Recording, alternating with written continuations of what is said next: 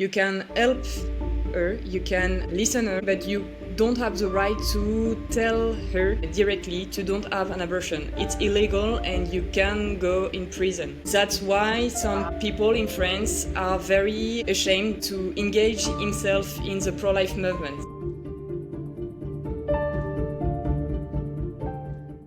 Really excited to have Aliette here today from France. She's the spokesperson for the March for Life.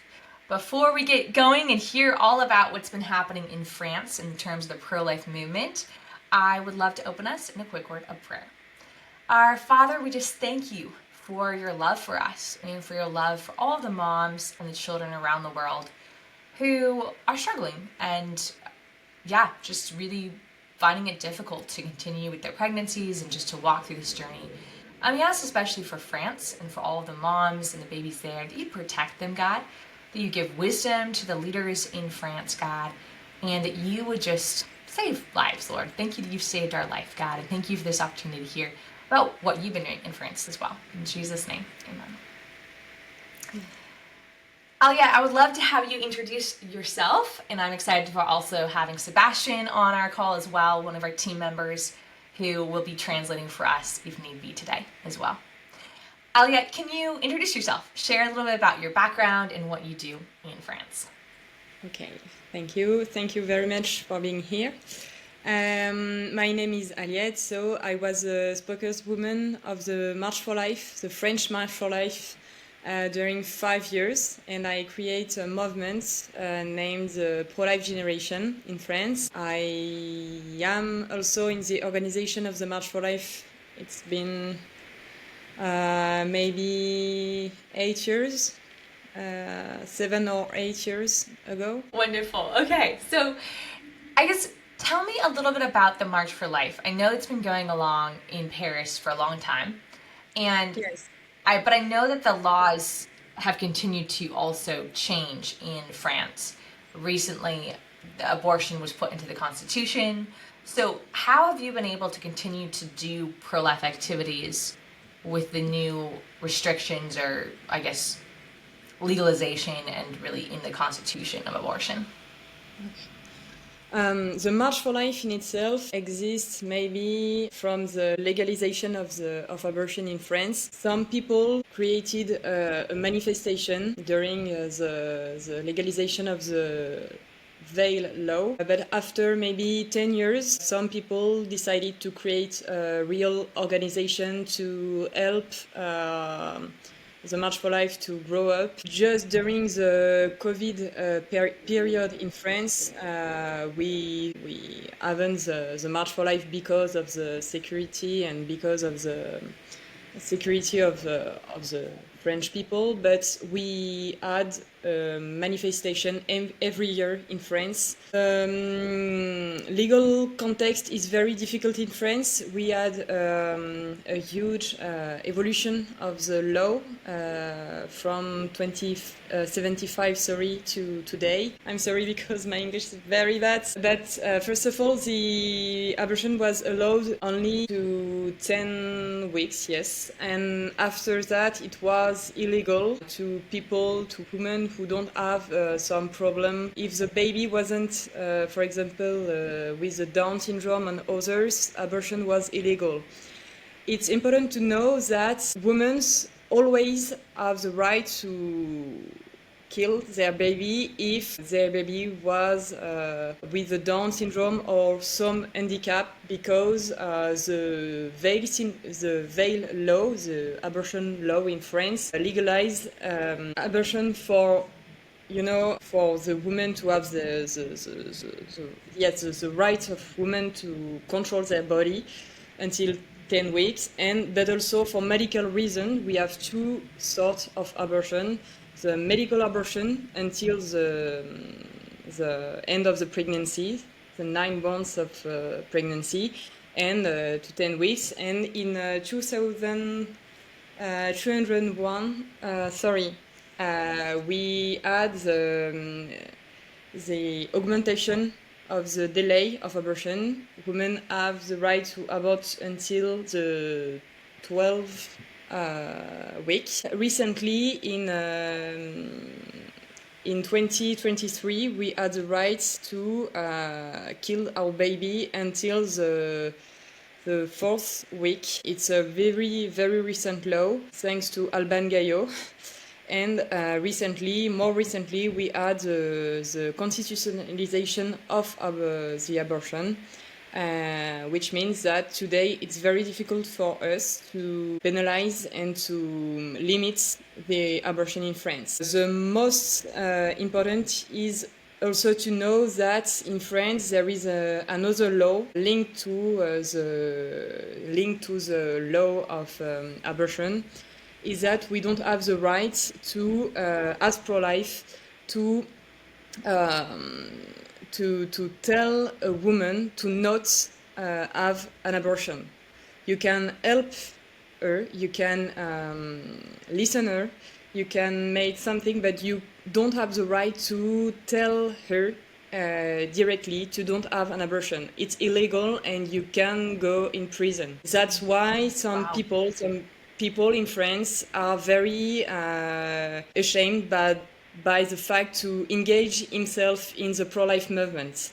So in France, the pro-life movement is just concentrated officially in the March for Life, but we have some small organizations which help women, but in silence. They don't have the right to do that officially because it's a very risky way. Wow. So you're facing a lot of challenges in France, especially with abortion now being legal for any reason up through all 40 weeks. And it's illegal to even try to tell someone to not get an abortion. But I appreciate what you said, that there are things that you can do, right? So I guess what kinds of things, and you've also started this new pro-life generation of young people in France. So I'd love to know more about what are you guys as young people able to do, and what are you doing currently to be able to help mothers in need, right? And to be able to help them to know that they do have that support to continue their pregnancy if they would like to do so. Okay, the first thing to do is that we must mobilize young people, because during some years, maybe 15 years ago, there was a very repression against the pro-life movement. So in your education, young people wasn't very sensibilized to the subject. You know, as a Christian, that abortion is wrong, but you're not pushed up by your family to engage yourself in the pro-life movement.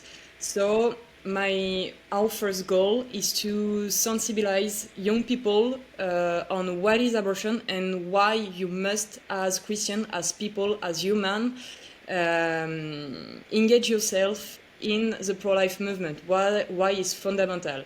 After that, after the fact that we give them some arguments, some formation, we help them to engage themselves in the street, by talking, by speaking with people in the street, by making some action, For example, the pro-life generation has many goals. For example, when you have a law presented by the National Assembly in France, we made some action with some pancards, some flyers and others in front of some institutional monuments, such as a tribunal or the Assemblée Générale, for example. So the main subject is to give them information and after push them in the streets, because it's essential to change the mentality of the people. So you're working to change people's minds and advocate for life on the legal sense, and also in other ways as well. One thing I've heard about in France, one reason why people are afraid to get involved is because there's a risk for young people to possibly lose their college scholarship, or maybe be kicked out of university, or maybe not be able to find a good job if they are publicly known as a pro-life advocate.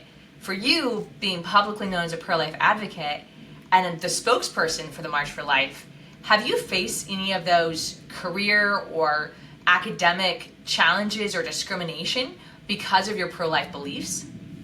Yes.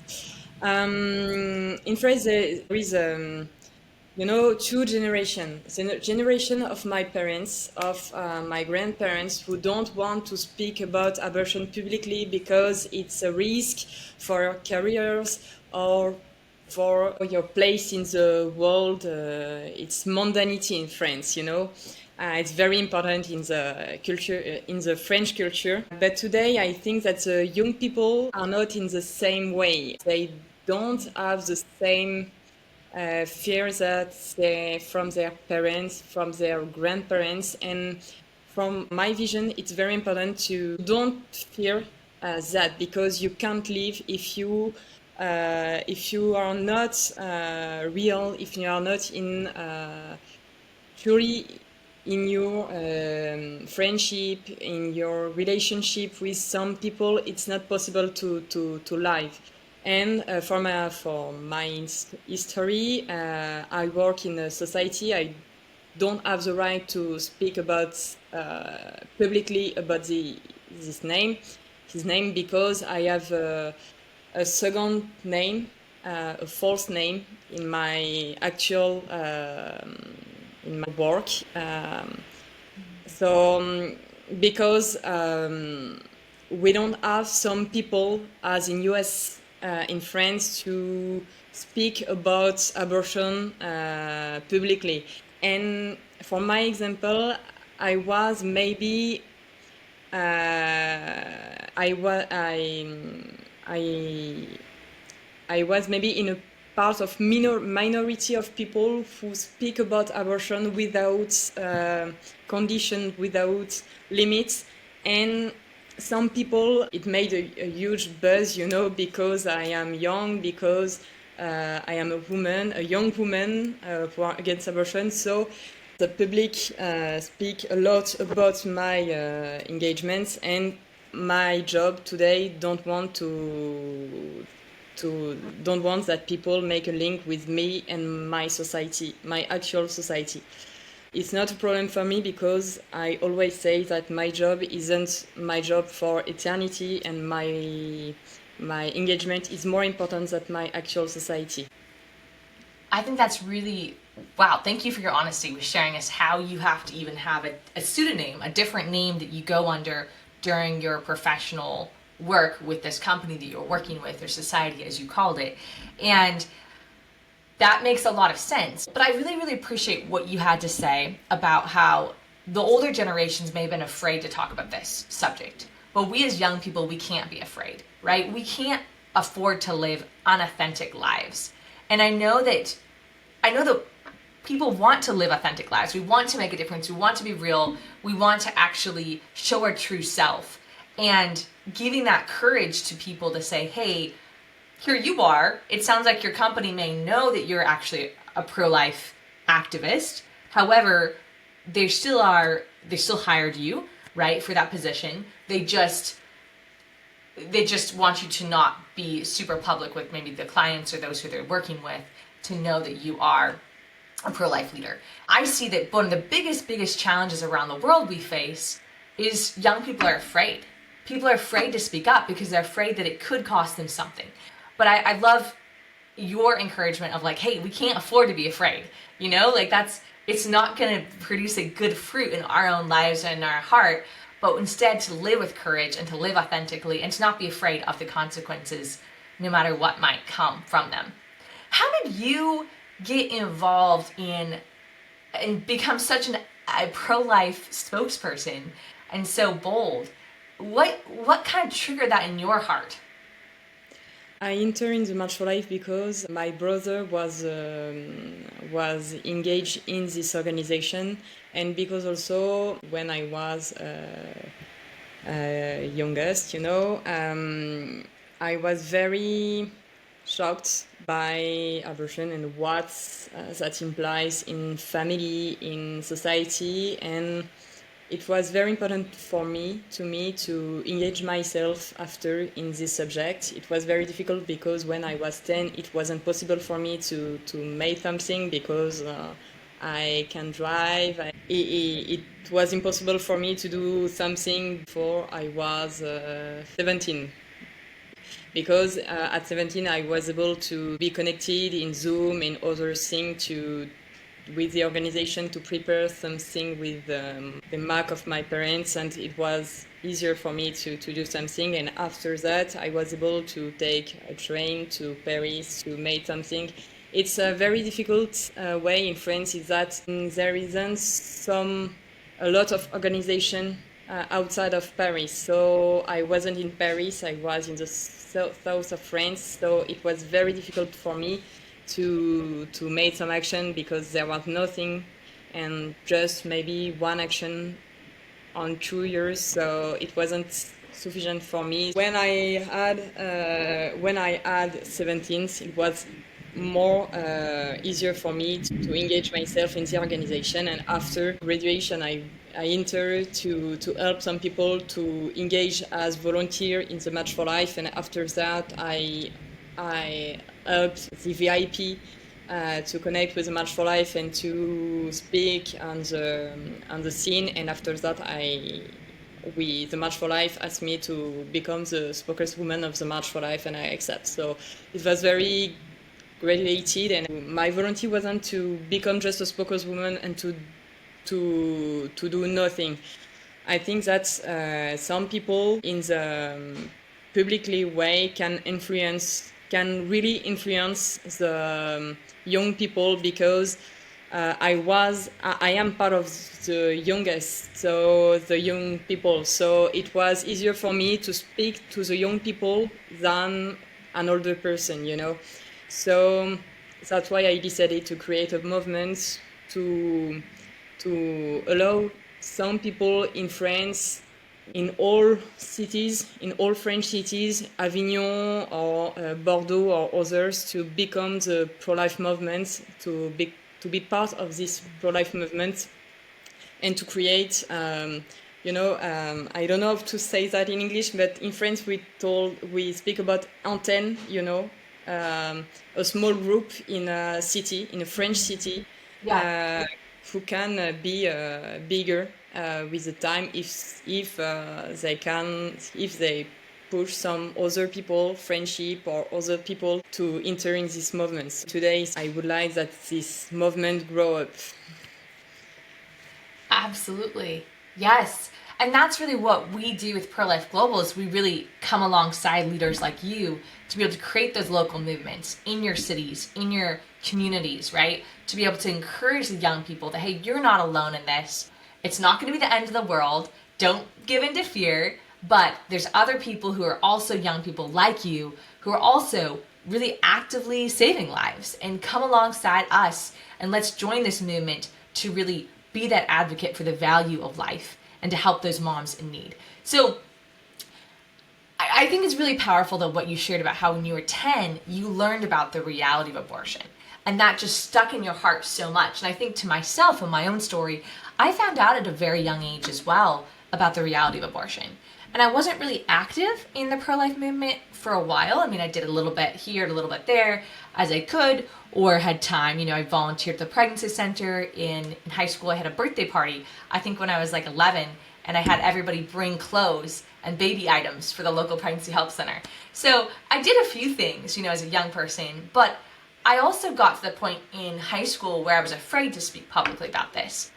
But then as I got to when I was around, I think for me it was 18, and I know you said you were 17 when you started to be able to get more active. For me, I was 18, and I saw, okay, this is a need, and I started to get involved in that local group, right?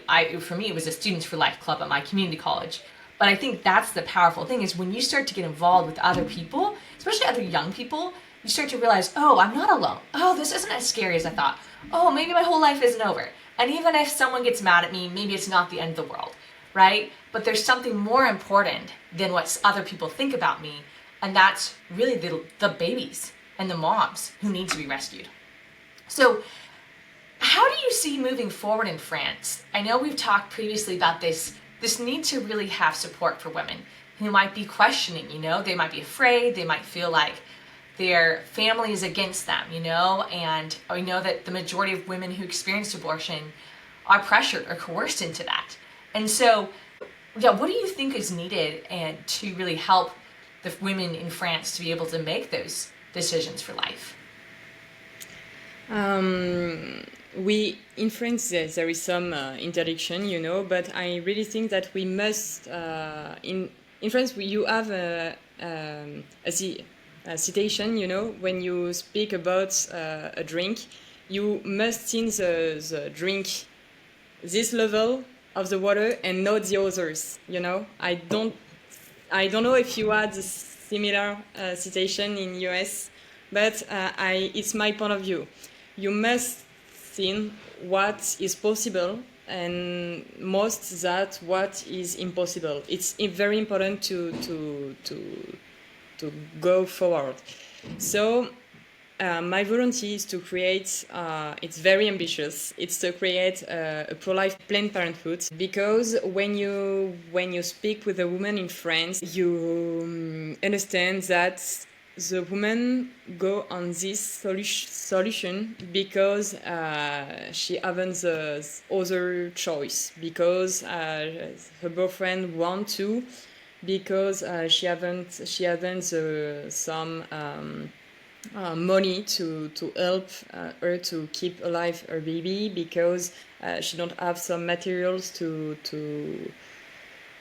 keep alive her baby and others. So my volunteer is to create a Planned Parenthood where we can help women in this solution. For example, by raising some money to help them to keep alive her baby, to help them to create a home with all the materials needed to have a baby, but also with some legal help from some lawyer, because if her father don't want the baby, it's not a solution. It's you can help the woman with a lawyer to help her to keep alive her baby. So this Planned Parenthood, in fact, has some goal, like listening women before or after abortion, more after abortion, I think, because I don't want that some women we help are going to abortion. Also with some materials points, access points where some people can give some, for example, some materials to needed for the woman to the baby, and also some in France some association already exists and which help women who don't have a home to be, sorry, I don't have the term, Sébastien, logé. Housing. Le logement, sorry. housing. Okay.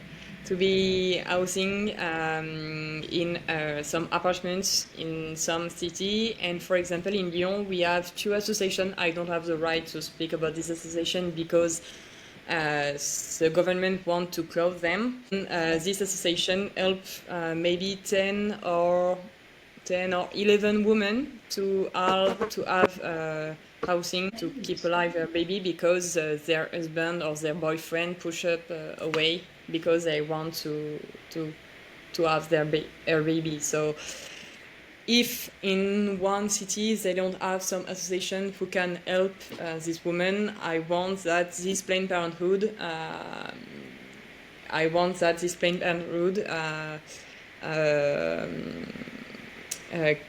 can help this woman, the woman in the same situation. Wow, I love that vision to really help women to actually plan their parenthood and not to end their child's life like the organization Planned Parenthood does. Is Planned Parenthood, do they work in France as well? Do they have like locations there underneath that name, or are they operating underneath a different name in France? Yes, in France it's very different as in US, because abortion are practiced are done in the hospital, in the maternity. Yes, in maternity you have some women which can have their baby and others to abort. It's it's in the same localization in the hospital, the same bâtiment, and the Planned Parenthood. Yes, it's terrible. Today, the Planned Parenthood is very critiqued in France for some reason because they are very engaged in the in the question of the transidentity. I don't know if transidentity. Sorry. So it's Yeah. very critiqued because because feminists don't recognize herself in this subject because the Planned Parenthood, for example, made a flyer with men pregnant and some people. The majority of feminists wasn't agree with this campaign because it's not possible. So so they don't understand why the Planned Parenthood is on this way. It's very different when you are pregnant and you have some questions. The Planned Parenthood is the first association recommended for young people to ask to give some information. So it's very different because Oh, wow. you they don't have the same utility in France as in US, and it's very difficult because I know that in US you can go in the Planned Parenthood to take some pictures, some interview. But in France it's not possible because if we want to do that, we must go in the hospital, and there is more security, and it's impossible to make some action on others. It's too much risky, and the security guards push you away. And as pro-life, we don't have the right to make an action before in front of the hospital.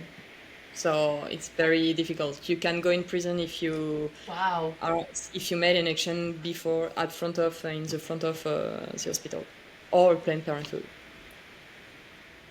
Wow. So you don't have the right to make any kind of an action. In other words, to maybe have signs and to say, "Hey, we're here for you. If you need help and you're pregnant, we can help." You don't even have the right to do that in front of a hospital. You don't have Planned Parenthood clinics, but it sounds like they are still advertising. Maybe people are going there for their web presence to find out Yes. information, but the abortions are being done in the hospitals. To me, that seems very, very horrific. I myself am pregnant, and got about 3 more months before my baby's due, and so we're planning on giving birth in a local hospital. But like, I can't imagine knowing that hospital I'd be giving birth in would be in the next room over performing an abortion at the exact same time that I would be in there giving birth. That just seems like horrific, especially the fact that like I would be giving birth to a baby with the intent to keep my baby, but someone else in the other room might be seeking to kill their baby at the exact same age that my baby is. This morning when I was getting up out of bed, I was like feeling my baby move, and kick, and seeing, my stomach move up and down. And I think that's a crazy thing is, and I have behind me on the wall here some ultrasound pictures from my baby from a Yes. few weeks ago. And And it's crazy imagining the fact that in that same building, the same doctors even, who might be the ones helping to deliver my baby, would be helping to kill another baby. Like, to me, that's just horrific to think about. we, as doctors, have a right to don't practice abortion. It's a right very controversial, and the feminists and Planned Parenthood want to cut these rights, this actual rights of for the doctors. And it's important to know that in France there is not so much doctors who practice abortion. It's the same doctors who accept to go in different cities to practice these acts. But for example, I know in Lyon there is just 13 doctors who accept, and Lyon is a big capital, not capital, but it's a big city, and just 12 doctors don't accept to practice abortion after 10 weeks. So that's very limited because if the government want to eliminate some limits, they want to promote abortion as the first, the best right of women. In the reality, it's too much, obviously, but there is just a minority of doctors who accept because it's a disgusting act, and they all say that it's not because of their own conviction, but because it's very disgusting. So there is just a Yes. minority. You know, it's interesting. My dad, he's a trained, medical doctor as well, and in his medical training, he had to see an abortion be performed. And, even years later, when I asked him why he was pro-life, he just got tears in his eyes, and he said it's just wrong to tear someone apart limb from limb. And that was, I think, a 12-week abortion that he saw. And so I'm really glad that there are a lot of doctors in France who realize, like, no, this is just wrong. This is just horrific. I can't do this. I don't want to be a part of this. And I think there's something just naturally when you see it happen, it's just like, why would you kill someone? Why would you tear them apart limb from limb? It's horrific. But Aliette, I am so encouraged by what you're doing in France and your heart to actually help women who might be feeling pressured by their family, by the father of the child, or just by their circumstances, that they have no other option, and to provide them with real options to be able to have their children and to be able to go through that beautiful life-giving process of motherhood. So thank you, Aliette, for all of your work. If anyone wants to get in touch with you, Aliette, to hear more, how can they do that? It's very important to help us on the social media because in France we have some restriction on Instagram or Facebook and others, so our posts are not shared.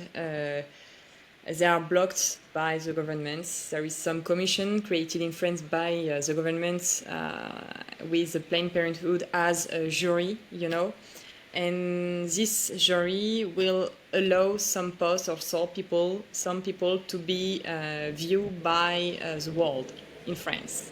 So it's very important to help us on social media by sharing some posts and others to help us to be viewed by the French community, and also by maybe if you have the possibility to help us by give us some donation. It's possible, but I know that it's very difficult for young people, for every people, because of the economic crisis. So I won't push you to do that, but there is some solution but principally by sharing our activity, because the most important is that people in France or in other country know that we are not alone in France or in another country. There is the big pro-life organization, and it's important to know that, to help some people to create a movement if they want. It's not difficult, it's not huge, it's possible. Yes. Aliette, what are your social media handles? There is a pro-life generation, the Génération Pro-Vie in France, but also the March for Life in France, donc Marche pour la Vie. I have also accounts myself, donc Aliette Espieux.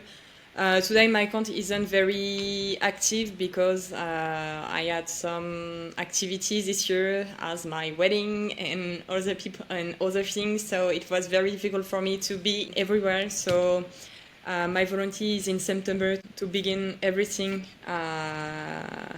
and I have, thanks to Sebastian, some video, very important and difficult video.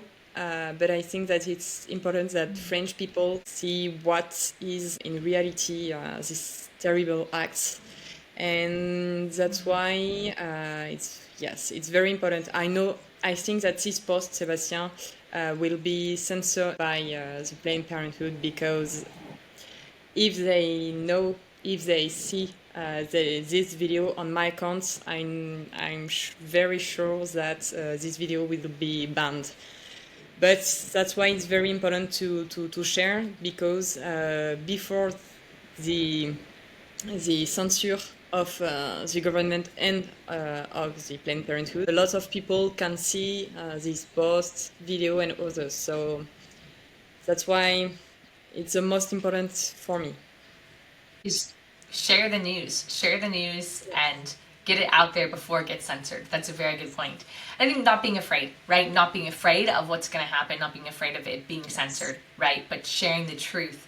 And because the reality is, if people don't know the truth, how can they make a different choice, right? If they don't know that there's support for them, if they don't know kind of what's really happening. So thank you, Aliette. I know that there's so much more that we could talk about, but would love to speak with you again and have you back on the podcast again at some other time. Really grateful for you and excited for everything that you are doing in France to be able to help moms in crisis and really raise up a young generation to advocate for life.